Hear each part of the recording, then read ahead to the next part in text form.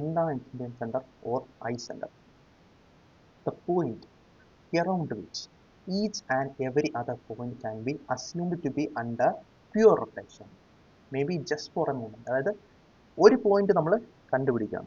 ആ point with respect ആയിട്ട് നമ്മൾ നോക്കിക്കഴിഞ്ഞാൽ അതിനകത്തുള്ള ബാക്കി എല്ലാ പോയിന്റുകളും റൊട്ടേറ്റ് ചെയ്തുകൊണ്ടിരിക്കുന്ന റൊട്ടേഷൻ തന്നെ സംഭവിച്ചുകൊണ്ടിരിക്കുന്ന ആ പോയിന്റ് നമുക്ക് ഐ സെന്റർ എന്ന് വിളിക്കാം. ചിലപ്പോൾ ഒരു മൊമെന്റിലേക്കായിരിക്കും, ഒരു മൊമെന്റിൽ ഒരു പോയിന്റ് ഐ സെന്റർ, അടുത്ത പോയിന്റ് വേറൊരു പോയിന്റ് ഐ സെന്റർ, അടുത്ത മൊമെന്റ് വേറൊരു പോയിന്റ് ഐ സെന്റർ, അങ്ങനെയൊക്കെ വരാം. എന്തായാലും അതിനകത്തുള്ള എല്ലാ പോയിന്റുകളും റൊട്ടേഷനായിട്ട് അസ്യൂം ചെയ്യാൻ പറ്റുന്ന ആ ഒരു പോയിന്റിനെ നമുക്ക് എന്ത് വിളിക്കാം? ഐ സെന്റർ എന്ന് വിളിക്കാനായിട്ട് സാധിക്കും. ഓക്കെ, ഉദാഹരണത്തിന് ഞാൻ ഈ ഒരു പി എന്ന് പറയുന്ന പോയിന്റ് ആണ്. ഇവിടെ നമുക്ക് പല പല വെലോസിറ്റികൾ, ഇവിടെ വി ബി എന്നൊരു വെലോസിറ്റി ഉണ്ട്, ഇതിന് ഇവിടെ വി സി എന്നൊരു വെലോസിറ്റി ഉണ്ട്, ഇവിടെ വി എ എന്നൊരു വെലോസിറ്റി, അങ്ങനെ പല ടൈപ്പ് വെലോസിറ്റികളുണ്ട്.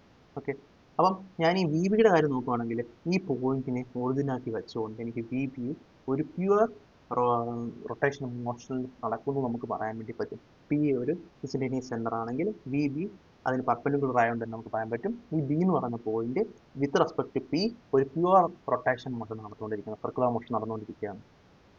ഓക്കെ, അതുപോലെ തന്നെ വി എ എന്ന് പറയുന്ന point with respect to P നമ്മൾ നോക്കിക്കഴിയുകയാണെങ്കിൽ ഇത്തിരി വലിയ റേഡിയസ് ആണ്, ബട്ട് സ്റ്റിൽ അതൊരു പ്യുവർ റൊട്ടേഷൻ മോഷൻ ആണെന്ന് നമുക്ക് പറയാൻ പറ്റും. ഓക്കെ, അതുപോലെ തന്നെ സി പോയിന്റ് നമുക്ക് പറയാനായിട്ട് പറ്റും. അപ്പം ആ ഒരു പർട്ടിക്കുലർ പോയിന്റ് നമുക്ക് ഐ സെന്റർ എന്ന് പറയാനായിട്ട് സാധിക്കും.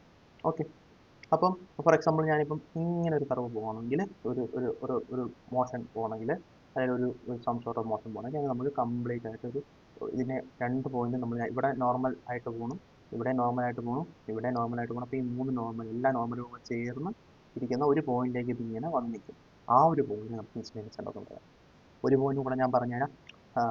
ഒരു ലീനിയർ മോഷൻ ആണെങ്കിൽ ആ ഇൻസിഡൻസ് സെന്റർ ഈ പോയിന്റ് നേരെ താഴോട്ട് പാരലൈനാണ്, ഇതും പാരലൈൻ, ഇത് രണ്ടും മീറ്റ് ചെയ്യില്ല, ഇവിടെ ഇതും ഇവിടെ മീറ്റ് ചെയ്യില്ല.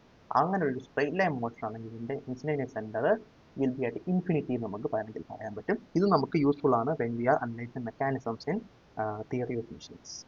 ഓക്കെ, അപ്പം അത് മനസ്സിലാക്കണം.